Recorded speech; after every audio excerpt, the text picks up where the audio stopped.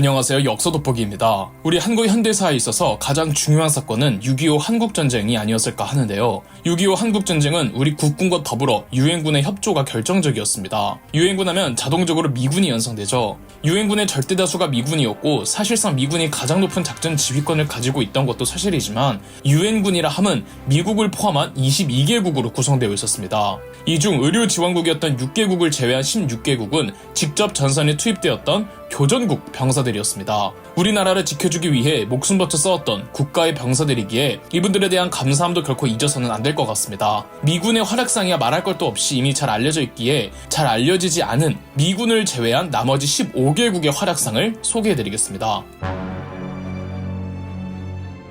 먼저 튀르키예 부대를 소개해드리겠습니다. 튀르키예 부대는 총 1만 4천여 명의 병사들로 이루어진 여단 단위를 보내주었는데요. 이는 미국, 영국에 이어 세 번째로 많은 병사수였습니다. 역시 형제의 국가죠. 튀르키예 여단은 보병, 포병, 수송대대로 구성되어 있었습니다. 튀르키예 여단을 이끈 여단장은 튀르키예 육군 제2기갑 여단장이었던 타흐신 야제즈 준장이었죠. 타흐신 야제즈 준장은 과거 1차 세계대전 당시 튀르키예 역사상 가장 영예로운 전투로 손꼽히는 영국을 상대로 승리를 거두었던 갈리폴리 전투 당시 참전한 경험이 있는 베테랑 노장이었죠. 튀르키예 여단의 대표적인 전투는 구누리 전투입니다. 구누리 전투는 인천 상륙작전의 대성공으로 서울을 수복하고 국군과 유엔군이 북진하여 북한 거의 끝자락까지 갔다가 중공군의 개입으로 밀리는 과정에서 국군과 유엔군의 방어선이 하나둘 뚫리는 과정에서 벌어진 전투입니다. 구누리는 오늘날 평안남도 개천시 일대로 구누리 전투는 서부전선, 즉 청천강 방어선에서 이루어진 격전이었습니다. 중공군의 1차 공세로 서부전선을 담당한 미8군은 청천강까지 밀립니다. 청천강에서 이루어진 중공군의 2차 공세에 미8군은 고전을 맺지 못하다가 결국 청천강 우익에 있던 부대가 큰 피해를 입고 구멍이 생긴 겁니다. 중공군은 뚫린 청천강 우익으로 진입해서 미8군의 퇴로를 차단한 후 미8군을 포위 섬멸할 작전이었습니다. 따라서 청천강 우익으로 진입하려는 중공군을 막아야 했는데요. 이 중공군을 막고자 튀르키예 여단이 구누리에서 중공군과 맞서게 되죠. 튀르키예 여단이 한국전쟁 때 가장 애를 먹었던 게 언어였다고 하는데요. 한국어는 고사하고 튀르키예 여단에서 영어를 할 줄 아는 사람이 별로 없어서 미군의 지시를 이해 못하는 경우가 많았다고 합니다. 구누리 전투 때도 지시를 잘못 이해한 튀르키예 여단은 길을 잘못 들어 산악행군을 하느라 체력이 소진되기도 했으며 우리 국군을 중공군으로 오인해 소규모 교전이 일어날 정도였죠. 이 때문에 일부 군사 전문가들이나 역사학자들은 튀르키예 여단을 부정적으로 인식하기도 했습니다. 하지만 당대 현장에 있던 미군 사령관들은 모두 튀르키예 여단의 공을 높이 샀는데요. 어찌됐든 제대로 전열을 갖춘 튀르키예 여단은 구누리에 진을 친 채 1950년 11월 27일부터 29일간 싸우며 중공군의 공격을 막아냈답니다. 심지어 튀르키예 여단이 잘못된 길로 가느라 중공군에게 포위되기도 했는데 포위된 상황에서도 분투하여 방어에 성공했고 결국 중공군은 구누리를 뚫지 못했죠. 튀르키예 여단인 청천강 우익을 성공적으로 막아준 덕분에 유엔군은 테러를 차단당하지 않고 후퇴할 수가 있었고요. 전투 도중 튀르키예 여단의 피해가 점점 커지자 타흐신 야지즈 여단장은 병사들에게 이 희생은 수백 명의 터키 형제들의 목숨과 군대를 패배해서 구할 수 있다라며 사기를 고취시켰고 튀르키예 여단은 총검 돌격으로 백병전을 감행하면서까지 용맹하게 싸웠습니다. 전투에 있던 한 미군의 군의관은 이처럼 대단한 장교와 병사들의 조직력은 처음 본다고 회고할 정도였죠. 한국전쟁 통틀어 튀르키예군 전사자와 부상자 포함한 사상자는 약 3천여 명이며 현재 튀르키예군 참전 기념비는 경기도 용인에 있습니다. 용인의 김량장 전투에서도 튀르키예군이 엄청난 활약을 했었거든요. 다음은 네덜란드 부대를 소개해드리겠습니다. 네덜란드는 총 3천여 명의 병사들로 이루어진 대대를 보내주었습니다. 그리고 네덜란드 구축함 한 대의 해군도 보내주었죠. 네덜란드 대대의 사령관은 마리누스 덴 오우덴 중령이었습니다. 네덜란드 대대가 활약한 전투는 횡성 전투였습니다. 중공군의 3차 공세로 끝끝내 유엔군과 국군은 1951년 1월 4일 서울을 다시 내어주어야만 했습니다. 이를 일사후퇴라고 하죠. 그리고 중공군은 4차 공세를 감행하는데요. 중공군 4차 공세의 작전은 강원도 방면에서 진격해 서울에서 후퇴하는 유엔군과 국군의 퇴로를 차단하고 역시 포위 섬멸할 작전이었습니다. 이를 막고자 유엔군과 국군은 어떻게든 경기도 강원도 지역에서 중공군의 4차 공세를 막기 위해 나섰는데요. 중공군이 진군 루트로 삼은 두 곳이 경기도 양평의 지평리와 강원도의 횡성이었습니다. 두 곳 중 1951년 2월 11일 횡성에서 전투가 먼저 치러졌습니다. 횡성 전투는 중공군 4차 공세의 첫 전투나 다름없었는데요. 횡성에는 국군 3, 5, 8사단이 미군 2개 연대가 그리고 네덜란드 대대가 있었습니다. 중공군이 경기도 양평의 지평리와 강원도 횡성 중에서 서울이랑 조금 더 가까운 지평리가 아닌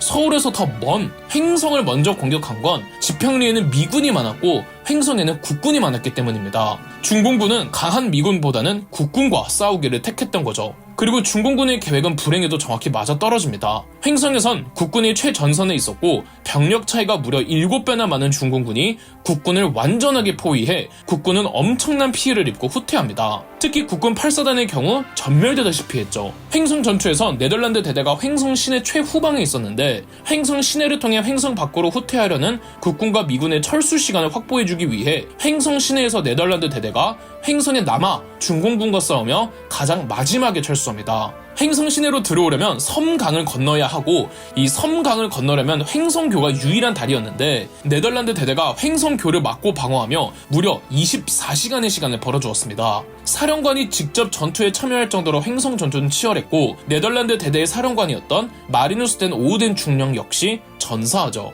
횡성 전투는 2월 13일 끝이 났고 네덜란드 대대의 숭고한 희생 덕에 그나마 희생을 최소화하면서 국군과 미군이 횡성을 빠져나갈 수 있었습니다. 한국전쟁 통틀어 네덜란드군 전사자와 부상자 포함한 사상자는 약 700여 명이며 현재 네덜란드군 참전 기념비도 강원도 횡성에 있습니다. 횡성 전투에 이어 중공군은 계획대로 경기도 양평의 지평리를 공격했습니다. 지평리 전투는 횡성 전투가 끝난 2월 13일 동일에 벌어졌습니다. 당시 미8군의 군단장 리즈웨이 중장은 지평리가 뚫리면 바로 서울이니 무조건 사수하라는 지시를 내렸습니다. 지평리 전투에서 활약한 부대는 바로 프랑스 부대였죠. 한국전쟁에서 프랑스가 보내준 총 병력은 3,400여 명으로 보병으로 이루어진 대대단이었으며 구축함 한 대의 해군도 보내주었습니다. 프랑스 1개 대대는 해병대, 공수부대, 그리고 프랑스가 자랑하는 외인부대 병사들로 꾸려진 나름의 정예부대였습니다. 프랑스 대대의 사령관은 랄프 몽클라르 중장으로 랄프 몽클라르 중장은 무려 19세기에 태어난 인물로 1차 세계대전 때부터 전쟁 경험을 쌓았던 당시 유엔군 사령관들 중에선 최고령 노장 중의 노장이었습니다. 랄프 몽클라르는 한국전쟁 이전에는 외인 부대를 지휘했던 지휘관이기도 했습니다. 랄프 몽클라르가 워낙 노장이었기에 프랑스 본국에서도 이 몽클라르 중장을 보내기를 꺼려했는데 스스로 중령으로 계급을 깎으면서까지 한국전쟁에 투입됩니다. 다만 2차 세계대전 당시 프랑스의 과거 이력이 있기 때문에 미군에서는 프랑스군의 전투력을 얕게 평가하고 있었습니다. 그랬던 프랑스군의 전투력을 미군이 다시 보게 만든 전투가 바로 지평리 전투였죠. 지평리에서도 중공군은 산악기를 통해 지평리를 포위하였습니다. 횡성과 달리 지평리에는 국군도 일부 있었지만 미군이 주력이었습니다. 프랑스는 지평리 전선의 서남쪽 방어를 맡았죠. 중공군은 머리부터 노린다는 수법으로 지평리 포위망의 가장 서남쪽을 집중 공격하기로 합니다. 거기에 미국 연대 본부와 프랑스 대대 지휘소가 있었거든요. 즉 프랑스군이 주둔하고 있던 쪽이 가장 치열한 격전지가 되었던 겁니다. 이걸 프랑스가 방어에 성공합니다. 프랑스군의 총검 돌격이 또 지평리 전투에서 유명하죠. 프랑스가 방어에 성공하는 사이 미군은 방어선을 지키며 방어하지 않았고 오히려 중공군 쪽으로 진군하여 공격을 함으로써 중공군을 몰아냈습니다. 2월 15일 지평리 전투는 유엔군의 승리로 끝이 납니다. 지평리 전투를 승리함으로써 이전 횡성 전투를 통해 중공군이 횡성을 차지를 했어도 아무런 의미가 없는 겁니다. 지평리에 유엔군이 있으니까 횡성에 있는 중공군이 서울 쪽으로 진군할 수가 없으니까요. 지평리 전투의 승리로 중공군의 4차 공세는 막을 내릴 수밖에 없었고 중공군의 측후방 공격을 받을 필요가 없던 국군과 유엔군은 얼마 안 있어 서울을 재탈환할 수 있게 됩니다. 한국전쟁 통틀어 프랑스군 전사자와 부상자 포함한 사상자는 약 1,200여 명이며 현재 프랑스군 참전 기념비는 경기도 수원에 있습니다. 프랑스 대대의 첫 수경지가 수원이었다고 하네요.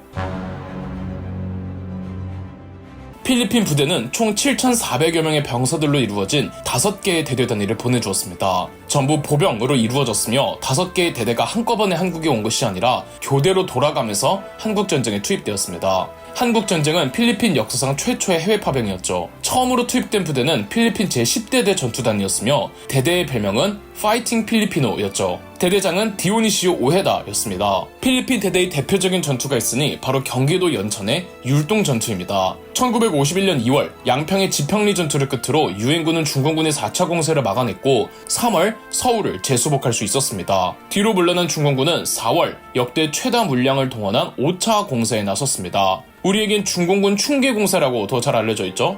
유엔군은 서울을 재수복했다는 공적에 승리에 취하여 다소 방심하고 있어서 모든 전선에서 갑작스레 밀고 밀고 내려온 중공군의 5차 공세에 초기에 제대로 대응하지 못하고 큰 피해를 입었습니다. 이 중 서부전선은 임진강 유역에서 중공군이 밀고 내려왔는데 그중 경기도 연천에는 미군 제65보병여단, 필리핀 제10대대 전투여단, 튀르키예 여단이 주둔 중이었습니다. 1951년 2월 22일 압도적인 중공군의 공세에 연천에 있던 세 부대의 철수 지시가 떨어지죠. 미군과 튀르키예 여단은 철수에 나서지만 연천 율동에 주둔 중이던 필리핀 제10대대는 중공군의 공격을 너무 많이 받는 바람에 철수하기가 곤란해집니다. 본디 세 부대가 긴밀히 협조하여야 하는데 필리핀 제10대대가 미처 철수하지 못하는 바람에 혼자서 돌출되어 버렸고 중공군에게 포위되죠. 그리고 미군과도 통신이 끊어집니다. 다음날 2월 23일 절망적인 상황에서 필리핀 제10대대의 중대장 콜라드 디압 대위가 경전차를 이끌고 소수 병력으로 중공군이 있던 고지를 향해 중앙 돌파를 감행했습니다. 과감한 공격에 콜라드 디압의 중대는 중공군 500여 명을 사살하고 고지대를 탈환하여 퇴로를 확보합니다. 그 덕에 필리핀 제10대대도 후퇴할 수 있었으며 생각지 못한 콜라드 디압 대위의 선전에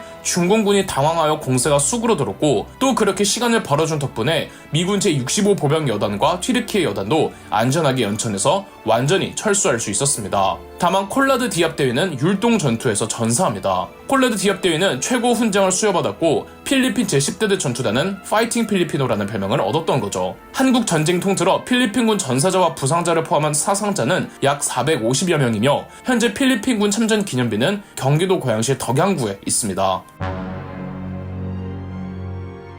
다음은 영국군의 활약상입니다. 영국군은 미군 다음으로 두 번째로 많은 병력을 보내주었기에 영국군이 활약한 전투들은 굉장히 많습니다. 영국은 총 5만 6천여 명의 병사들을 보내주었습니다. 2개의 보병 여단, 해군 함정 17척, 그리고 특수임무를 수행하는 해병대 1개로 구성되어 있었습니다. 영국군의 첫 사령관은 호러스 로버트슨 중장이며 한국전쟁 중후반기에 윌리엄 브리지퍼드 중장 그리고 헨리 웰스 중장으로 교체되었습니다. 영국군의 수많은 활약상 중 설마리 전투를 소개해드리겠습니다. 설마루 전투 역시 1951년 4월 중공군의 대규모 5차 공세에 영국군이 방어하던 임진강 하류에서 이루어진 전투였습니다. 그래서 임진강 전투라고도 하죠. 설마리는 경기도 파주시 적성면에 있는 작은 마을입니다. 그래서 적성 전투라고도 하고요. 파주에는 당시 국군 1사단과 영국 제29 독립보병여단이 사수 중이었습니다. 중공군의 규모는 파주를 사수하던 유엔군의 8배에서 10배에 달하는 병력으로 파주의 우측 설마리를 방어하던 영국 제29 독립보병여단의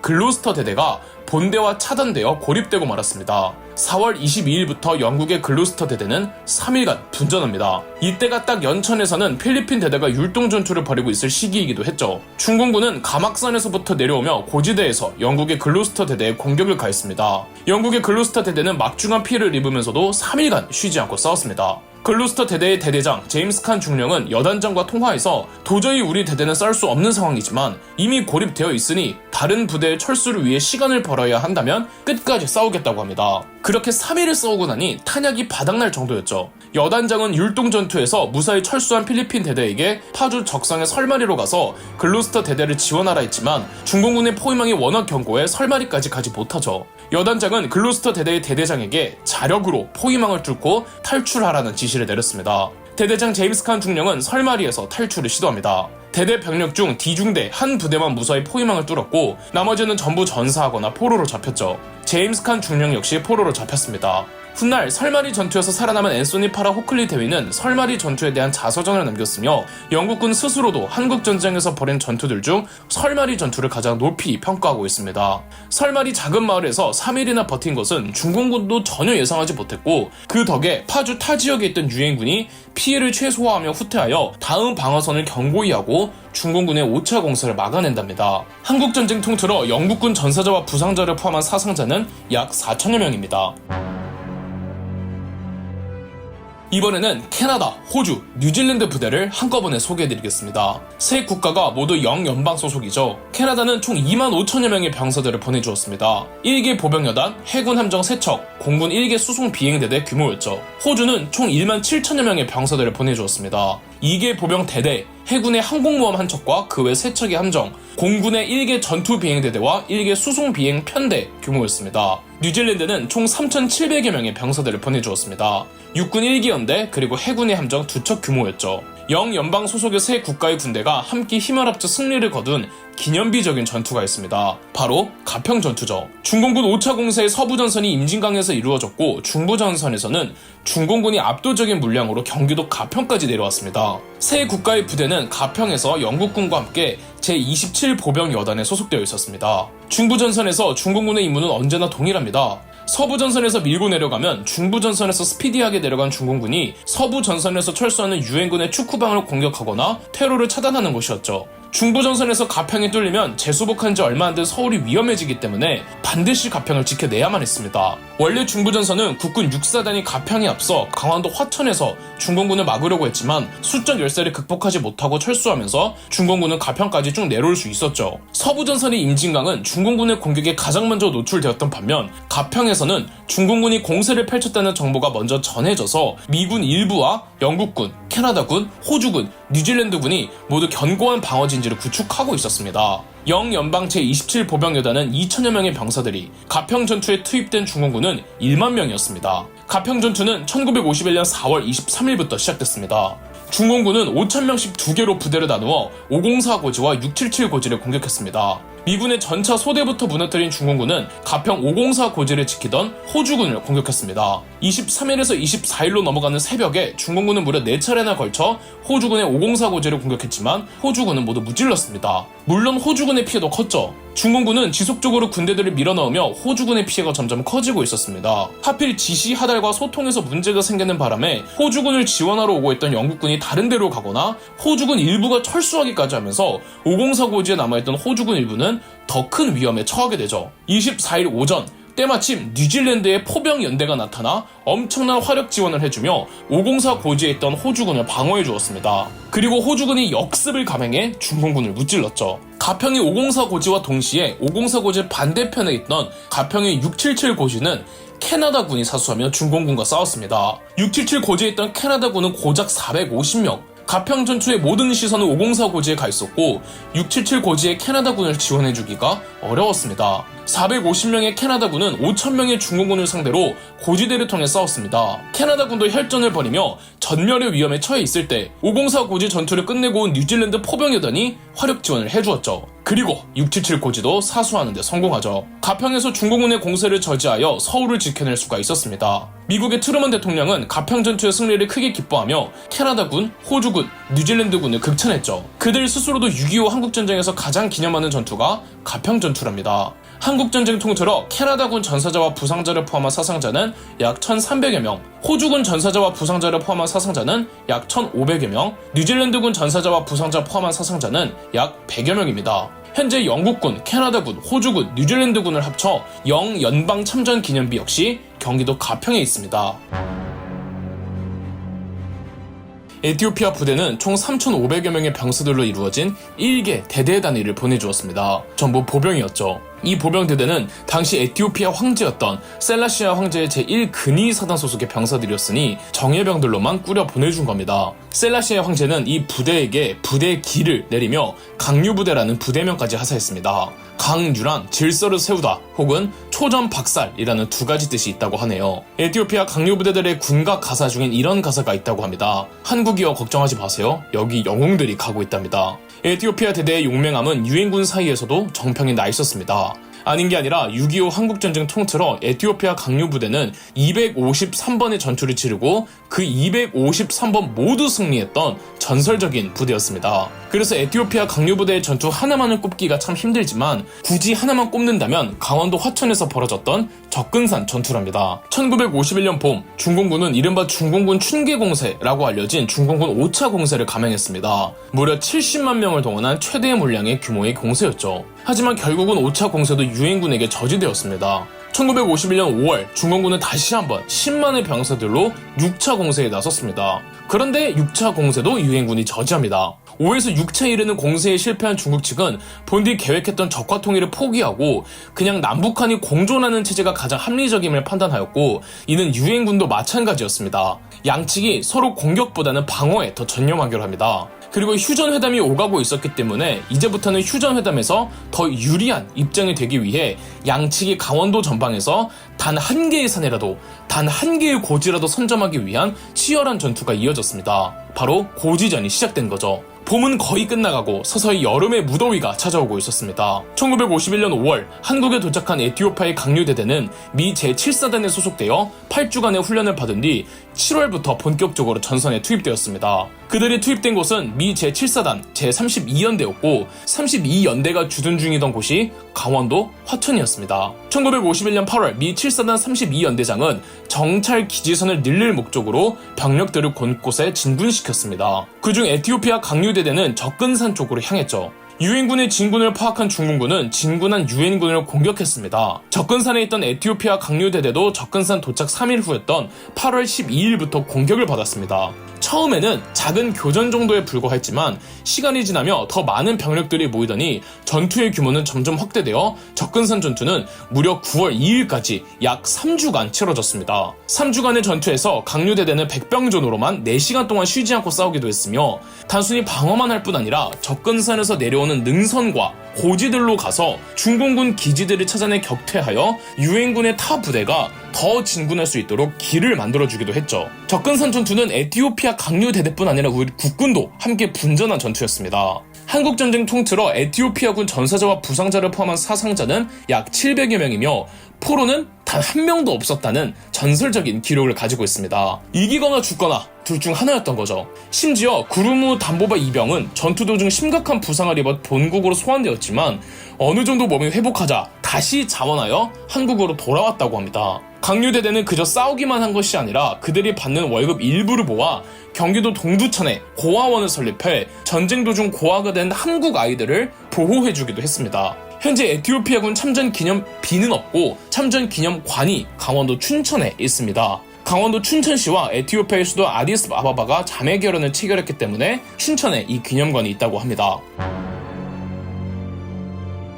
다음은 남아프리카 공화국의 활약상을 소개해드리겠습니다. 6.25 전쟁 당시에는 남아공이 아니라 남아프리카 연방이란 이름이었으나 편의상 남아공이라고 하겠습니다. 남아공의 지원군은 다른 유엔군의 교전국들과는 조금 다릅니다. 남아공은 육군이 아니라 100% 공군으로 1개 전투 비행대대를 보내주었습니다. 부대명은 제2 비행대대였고 초기에는 무스탕이라는 전투기들을 사용하다가 나중에는 세이버라는 전투기를 바꿉니다. 무스탕 전투기를 사용했을 당시에는 P-51 모델로 94대를 보내주었으며 세비어로 바꾸고 나서는 F-86 모델 20대, F-51 모델 95대, 총 세이버 전투기 115대를 보내주었죠. 무스탕의 출격 횟수가 1373회, 세이버의 출격 횟수가 1694회, 총 12405회를 출격하였고 주된 작전은 공중에서 지상의 적들을 공격하는 임무들이었습니다. 혹은 철교, 육교, 터널 등을 폭격해 적군을 차단하는 임무들이었죠. 한국 전쟁 기간 남아공 공군 전투대대는 북한군 전차 44대,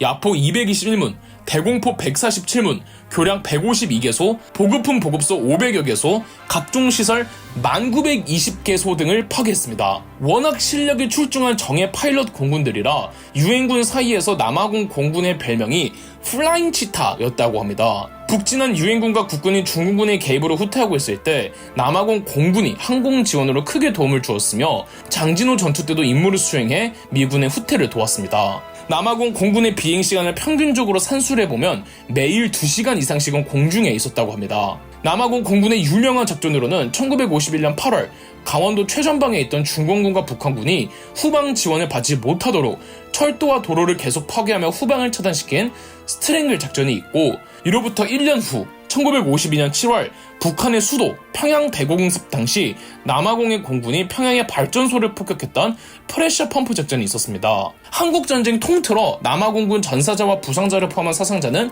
약 40여 명이었으며 무스탕 전투기 74대, 세이버 전투기 4대의 손실을 봤습니다. 현재 남아공군 참전기념비는 경기도 평택에 있습니다. 남아공 공군이 평택에 있던 비행장을 자주 썼다고 하네요. 다음은 그리스군의 활약상을 소개해드리겠습니다. 그리스 부대는 총 5천여 명의 병사들로 이루어진 보병 1개 대대와 공군의 1개 수송 비행 편대를 보내주었습니다. 그리스 보병 1개 대대의 별칭이 스파르타 대대였다고 합니다. 이름부터 빡세죠? 그리스 사령관은 이오아니스 다스칼로플로스 대령이었습니다. 그리스의 스파르타 대대는 1951년 1월부터 부임하여 중공군의 3차 공세 때부터 투입되었습니다. 중공은 3차 공세 당시 이첸의 381 고지를 방어하며 중공군 800명 이상을 사살한 선전을 보인 바 있었죠.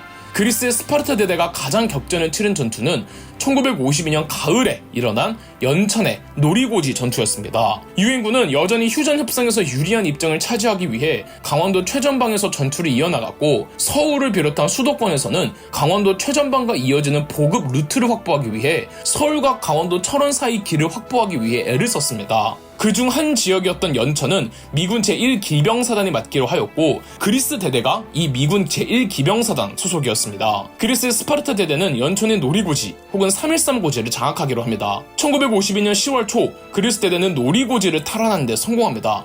하지만 이는 중공군의 반격이 가해졌고 약 2시간의 분투 끝에 그리스 대대는 노리고지에서 철수할 수밖에 없었죠. 중공군은 포병 위주의 공격을 가해 노리고지를 빼앗았습니다. 미군 측에서는 폭격기들을 동원해 중공군의 포병을 무력화시킨 뒤 미군이 노리고지 인근의 다른 고지를 빼앗아 중공군의 시선을 끌면 그리스 대대가 다시 한번 노리고지를 공격하도록 지시를 내렸습니다. 미 공군이 중공군의 포병을 무력화시키긴 했지만 노리고지 인근의 고지 점령에는 실패하고 말았습니다. 그리스 스파르타 대대는 그렇다고 작전을 포기할 수 없다며 그냥 노리고지로 다시 진격하기로 하죠. 노리고지 전투에서 매우 치열한 전투가 전개되었습니다. 그리스 대대의 피해가 막심하여 노리고지 점령에 체념해야 하나 싶을 때 미군이 노리고지 인근의 고지를 점령하는 데 성공해 측방 엄호를 받으며 끝끝내 그리스 대대 역시 노리고지를 점령하는 데 성공합니다. 노리고지 전투에서만 그리스 대대 전사자가 100명 이상이 나온 그리스 대대의 한국전쟁 전투 중 가장 피해가 컸던 전투였습니다. 하지만 전투는 승리했기에 유엔군은 연천을 장악하는 데 성공, 서울에서 강원도 철원으로 가는 보급 루트를 확보하는 데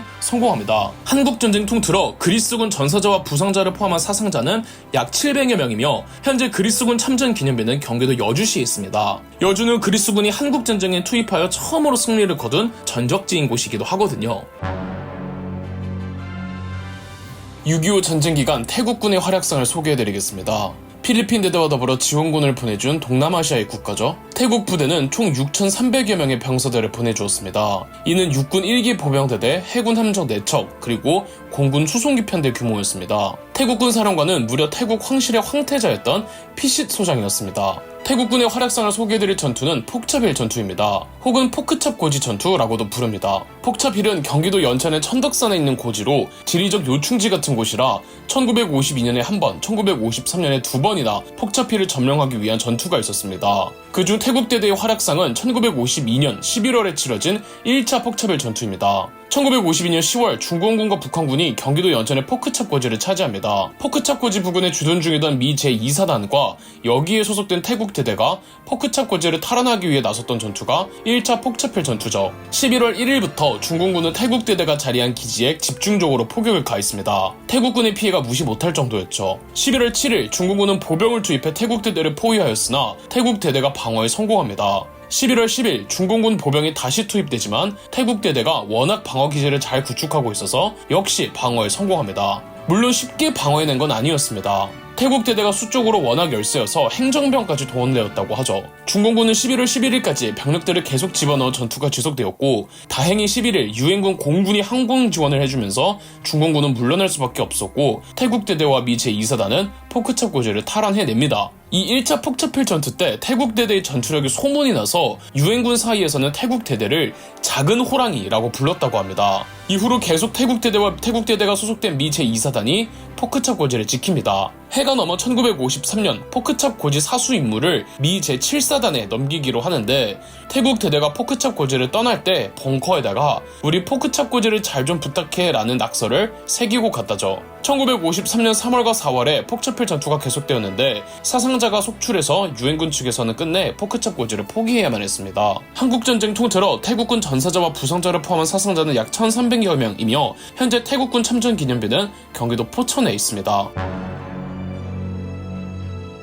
다음은 콜롬비아군의 활약상을 살펴보겠습니다. 저는 교전국 16개국 중에서 가장 신기했던 게 콜롬비아군이었습니다. 우리 한국을 도와주러 한국 기준 지구 반대편에서 와준 유일한 남미 국가잖아요. 콜롬비아는 총 5천여 명의 병사들을 보내주었고 이는 육군 보병 1개 대대 단위와 해군 함정 한 척의 규모였죠. 콜롬비아군 사령관은 알베르토 루이즈 노보아 중령이었습니다. 콜롬비아군의 활약상을 소개해드릴 전투는 불모고지 전투입니다. 이번에도 경기도 연천에 있는 고지입니다. 임진강을 사이에 두고 임진강 북쪽에 포크찹 고지가, 임진강 남쪽에 불모고지가 수가 있죠. 불모고지 전투는 1952년 6월 26일부터 이듬해 1953년 3월 26일까지 약 9개월간 총 5차례에 걸쳐 치러진 전투들을 말합니다. 불모고지는 국군, 미군, 콜롬비아군 이렇게 세 국가의 병사들이 지키고 있었습니다. 9개월간 중공군이 포기하지 않고 5번이나 불모고지로 왔다는 것만 봐도 이 불모고지의 중요성을 알 수 있겠죠. 중공군은 매번 막대한 병력을 집어넣었습니다. 불모고지 전투 때 전혀 예상하지 못한 콜롬비아군이 기대 이상으로 싸워주었습니다. 노보와 중령의 지휘하에 한 번의 전투에서만 중공군 600여 명을 사살한 적도 있었습니다. 물론 그만큼 콜롬비아군 피해도 컸고 불모고지 전투는 콜롬비아군이 한국전쟁에서 치른 전투들 중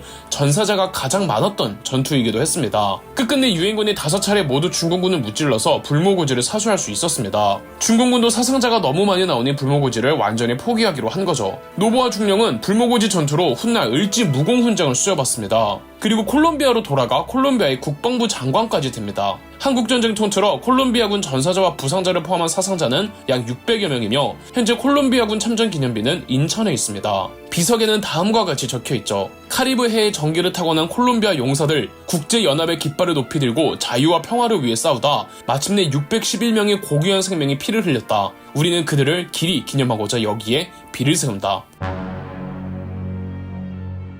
마지막으로 벨기에군과 룩셈부르크군을 소개해드리겠습니다. 벨기에는 총 3,500여 명의 병사들로 이루어진 1개 대대 단위를 보내주었고 룩셈부르크는 총 100명의 병사들로 이루어진 1개 소대 단위를 보내주었습니다. 벨기에군과 룩셈부르크군은 같은 대대로 편성되었습니다. 벨기에군과 룩셈부르크군 대대도 중공군이 개입했을 시점부터 전선에 투입되어 이미 여러 활약상대를 선보이고 있었습니다. 그 중에서도 마지막 순서로 소개해드릴 전투는 1953년 2월에 일어났던 잣골 전투입니다. 잣골은 강원도 철원의 근북면에 위치한 산골짜기로 지금은 정확하게 휴전선과 맞닿아 있는 지역입니다. 철원도 어마어마한 고지전의 한복판이었죠. 강원도 철원, 그리고 지금은 북한의 김화군과 평강군 이렇게 세 지역을 철의 삼각지대라고 부릅니다. 왜냐하면 이 세 지역에서 곧바로 동해안의 원산까지 평야로 뚫려 있거든요. 우리나라는 동고서저 지형이라 서쪽에서 동해안으로 가려면 거의 무조건 산을 넘어야 합니다. 그런데 서울에서 곧바로 원산까지 평야로 뚫려 있는 길이 딱 한 루트가 있는데 그게 바로 철의 삼각지대를 지나는 루트죠. 매우 중요한 요충지라는 뜻이며 그만큼 전투가 격하게 이루어졌다는 뜻이기도 하죠. 벨기에 룩셈부르크 대대는 잣골이라는 곳을 방어하라는 지시를 받아 주둔 중이었는데 1951년 2월 26일 중공군의 공격을 받으며 잣골 전투가 벌어집니다. 잣골 전투는 4월 21일까지 무려 55일 동안 벨기에 룩셈부르크 대대가 중공군과 싸운 전투였습니다. 이 당시 벨기에 참전 용사분의 회고에 의하면 중간에 사령부에서 벨기에 룩셈부르크 대대에 철수 명령을 내렸지만 철수 명령을 거부하면서까지 잣골을 지켜냈다고 합니다. 벨기에 룩셈부르크 대대는 단순히 방어만 한 게 아니라 적군을 공격함으로써 잣골을 지키려고 했습니다. 중공군은 잣골 돌파를 위해 중공군의 본거지 같은 곳이었던 오성산에서 이 잣골 쪽으로 능선을 따라 내려오는 곳에 전초를 하나 만들어놨는데 벨기에 룩셈부르크 대대는 과감하게도 그 전초 공격을 시도했습니다. 한 번에 성공하지는 못하고 몇 번 좌절되기도 했으나 벨기에 룩셈부르크 대대는 포기하지 않고 지속적으로 중공군의 전초를 공격해 빼앗습니다.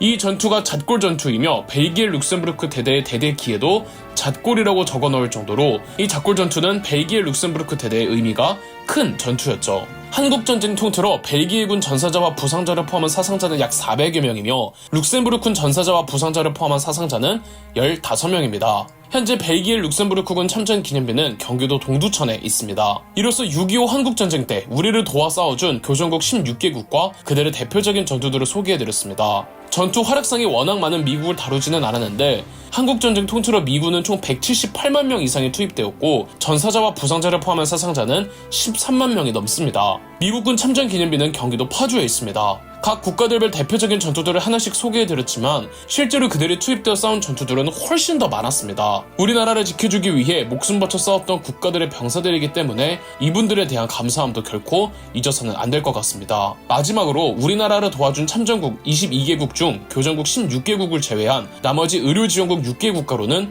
노르웨이, 덴마크, 서독, 스웨덴, 이탈리아, 인도가 있습니다. 이 중 인도는 중립을 표방했기에 북한 측에도 의료 지원을 하였죠. 그럼 역사돋보기였습니다. 저희 역사돋보기가 멤버십 가입을 시작했습니다. 멤버십 가입을 해주신 분들 덕분에 영상 제작에 큰 도움이 되고 있습니다. 감사합니다. 영상 재미있으셨다면 구독과 좋아요, 알림 설정까지 해주시면 감사드리겠습니다.